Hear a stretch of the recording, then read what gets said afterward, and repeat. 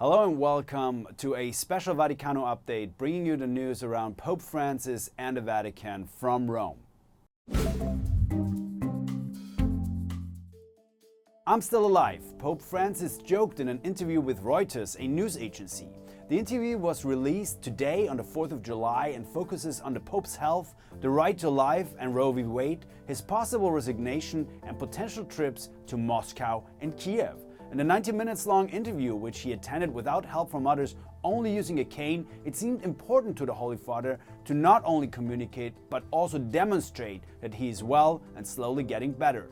He would not have cancer, Pope Francis clarified, and added jokingly, unless the doctors had not told him. There have been many rumors over the last month that Pope Francis would be seriously ill and his knee pains were merely symptoms of something more severe. This helped fuel speculations that he was also planning to resign end of August.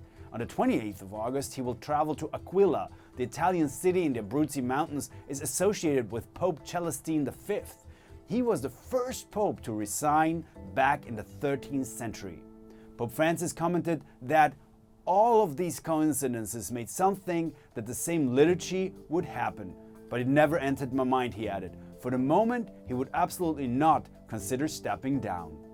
Nevertheless, he had to cancel his long-anticipated trip to Africa, which would have taken place this week. Pope Francis sent his Secretary of State, Cardinal Pastoral, instead.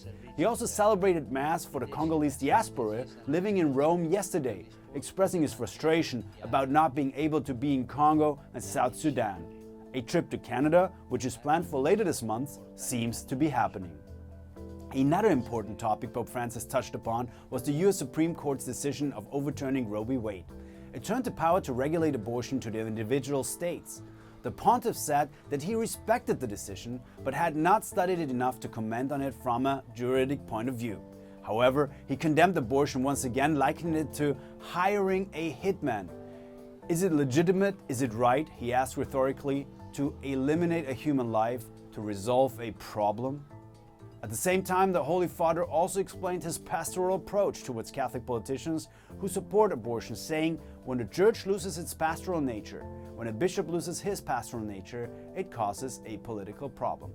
Last week, on the solemnity of Saints Peter and Paul, US Speaker of the House was present during a papal mass in St. Peter's.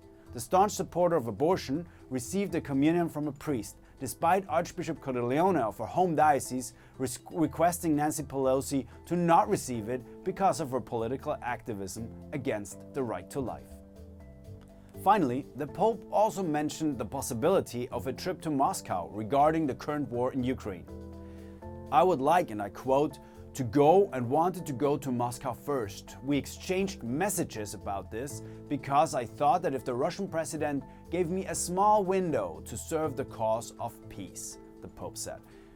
Pope Francis also mentioned that a visit to Ukraine is now a possibility sometime after his journey to Canada. However, he added, the first thing is to go to Russia to try to help in some way. For the EWTN Vatican Bureau here in Rome, Andreas Tonhauser.